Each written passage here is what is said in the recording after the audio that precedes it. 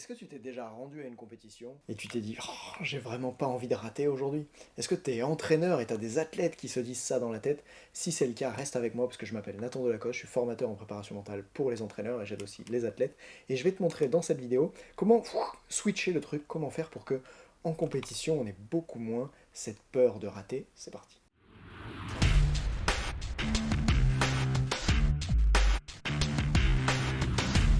Cet hiver, j'accompagnais un skieur qui passait le monitorat de ski alpin, il voulait passer une épreuve, et en fait cette épreuve, c'est très clair, c'est soit il finit dans les bons temps, je crois que c'est quelque chose comme 18% par rapport à l'ouvreur de la course, il va pas faire plus que 18% du temps, sinon, il pourra pas suivre la formation de moniteur de ski alpin, l'épreuve s'appelle le test technique si tu connais. Et en fait, il me dit, ah, je veux surtout pas rater cette épreuve, je veux pas rater cette épreuve, puisque j'ai envie de pouvoir faire ce métier qui me passionne. Mais en fait, ça dépend pas que de lui, rater ou réussir l'épreuve. Il y a plein de facteurs extérieurs qui rentrent en compte, par exemple, ce jour-là, l'ouvreur, qui est en général un skieur de niveau européen, ce jour-là, l'ouvreur, à quelle vitesse est-ce qu'il descend? Ce jour-là, c'est quoi les conditions météo? Ce jour-là, est-ce qu'au moment où l'ouvreur descend et fixe le temps, lui, il est dans le brouillard et toi, t'es dans le soleil après? Ou l'inverse, lui, il est dans le soleil et toi, au moment où tu passes, il y a du brouillard. Il y a tous ces facteurs qui vont agir sur la performance. Et donc, tant que cet athlète est concentré là-dessus, il manque quelque chose pour la performance, c'est de mettre l'attention là où c'est vraiment important. Alors, il y a ce deuxième truc qui se passe ensuite. Quand je l'accompagne, il me dit, pour pouvoir réussir mon test technique et devenir moniteur de ski alpin, il me faut un temps. Si je suis disqualifié, forcément, je pourrais pas devenir moniteur. Et donc, quand il skie,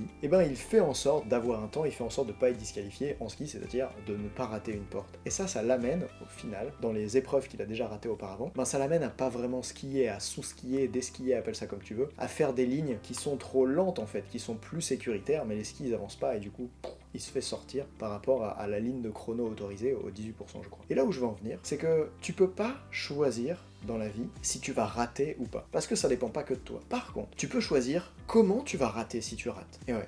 Ce skieur, il peut faire le choix de dire je vais skier tellement safe que si je me rate, ce sera parce que j'ai skié trop doucement. Ou alors, il peut skier à fond, essayer d'obtenir le chrono, et s'il se fait sortir, ce sera parce qu'il s'est donné à fond, pas parce qu'il a levé le pied par peur de peut-être sortir. Et des fois, juste en changeant cet état d'esprit, tu peux, chez les athlètes que tu accompagnes comme ça, changer la manière dont ils perçoivent la compétition et dont ils osent s'engager à faire les choses. Parce que il y a ce biais de négativité, tu sais, chez l'être humain. Il y a ce truc qui fait que on met plus d'attention sur ce qu'on a peur de perdre que ce qu'on a envie de gagner. Et pour l'athlète qui a un ego important, qui est un compétiteur, quand tu lui dis, ok, quand tu vas perdre, de quelle manière est-ce que tu es prêt à perdre? Souvent, il y a une manière qui est plus douloureuse pour l'ego que l'autre. Par exemple, celle de perdre sans s'être donné à fond parce que j'ai voulu jouer la sécurité. Ça, pour quelqu'un qui a l'état d'esprit de se dépasser, l'état d'esprit de compétition, c'est douloureux. Et donc, des fois, en faisant ça, tu les aides à prendre conscience que non seulement c'est pas vraiment utile pour leur performance de jouer la sécurité parce que de toute façon, ils ont pas un tel niveau que s'ils se donnent pas à fond, ça pourrait marcher. Tu vois, les moniteurs que j'accompagne à passer le test technique de ski alpin, c'est pas comme s'ils pouvaient se permettre de descendre tranquille parce qu'ils ont 10 secondes de marge. Ils peuvent seulement réussir le test s'ils font la meilleure course de leur vie, limite, parce qu'ils s'entraînent pour y arriver, etc.